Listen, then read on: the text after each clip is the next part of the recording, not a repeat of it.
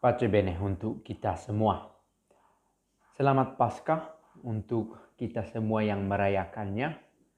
Kristus bangkit, Kristus mulia, wartakan dengan gembira.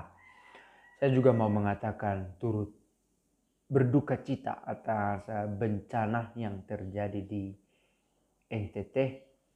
Secara khusus terjadi di masa Paskah, di hari raya Paskah yang kita rayakan bersama. Kiranya semangat Paskah memberikan kekuatan kepada kita dan kepada semua orang saja, secara khusus kepada orang yang mengalami bencana. Para sahabat, saya mau bercerita sedikit soal pengalaman saya selama 3 hari suci Paskah. Mulai dari Kamis Putih, Jumat Agung, malam Paskah. Sekalipun pengalaman ini sudah menarik sejak Minggu Palma. Saya harus masuk ke satu perusahaan. Di perusahaan ini, perusahaan perkebunan, ada 3 stasi khusus untuk karyawan kebun itu. Dan untuk masuk ke sana harus ada tes rapid antigen. Maka saya tes dulu pada hari Jumatnya, hari Minggunya saya pakai untuk untuk Minggu Palma. Dan supaya sekali tes rapid, maka ada 3 kali perayaan Ekaristi secara khusus, dalam keadaan khusus waktu itu, pagi, siang, dan sore hari, dengan cara sederhana di 3 stasi itu, karena izin untuk masuk ke wilayah itu cukup sulit secara khusus di masa pandemi ini. Tapi akhirnya terlaksana dengan baik. Lalu kemudian Kamis Putih saya langsungkan, paroki di mana saya berada mencakup 3 kabupaten. Ada 3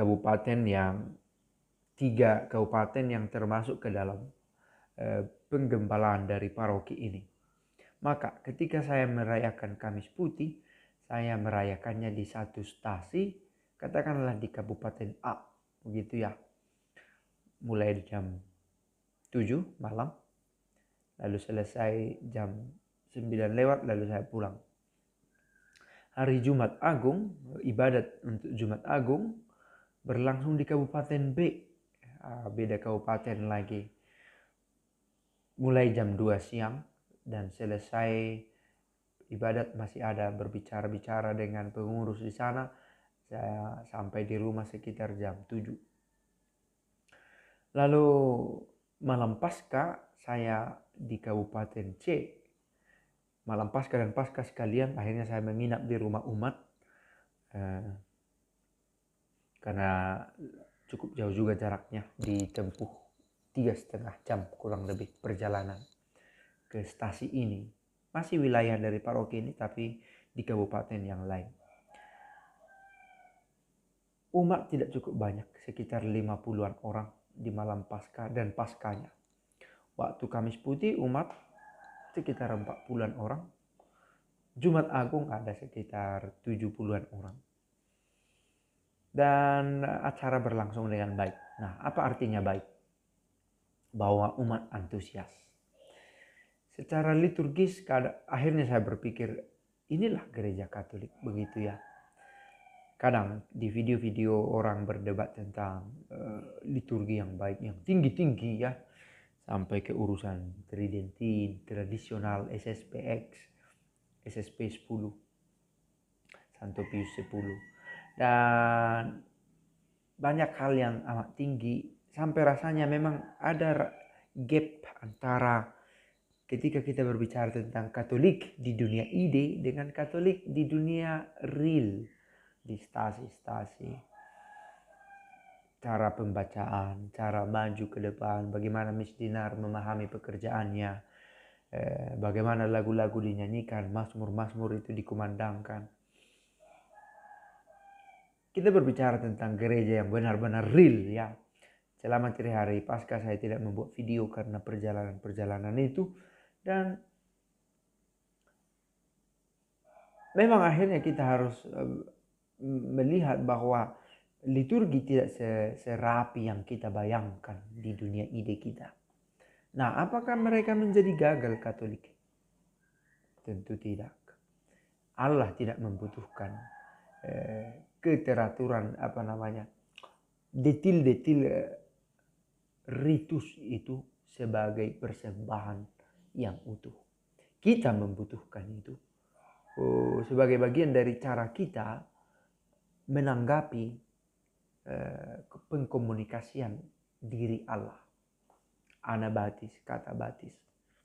Nah, ketika ternyata liturgi tidak seideal yang kita bayangkan, perayaan liturgis tetap berlangsung dan selama dilakukan oleh pelayan yang sah dengan materi dan forma yang sah, sakramen-sakramen yang berlangsung juga sah. Katolik, sah secara Katolik. Maka menarik untuk saya sebagai seorang yang masih muda dengan pengalaman sedikit tentang Trihari Paskah kali ini.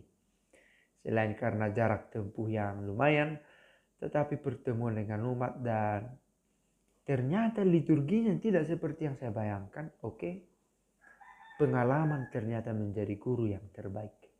Saya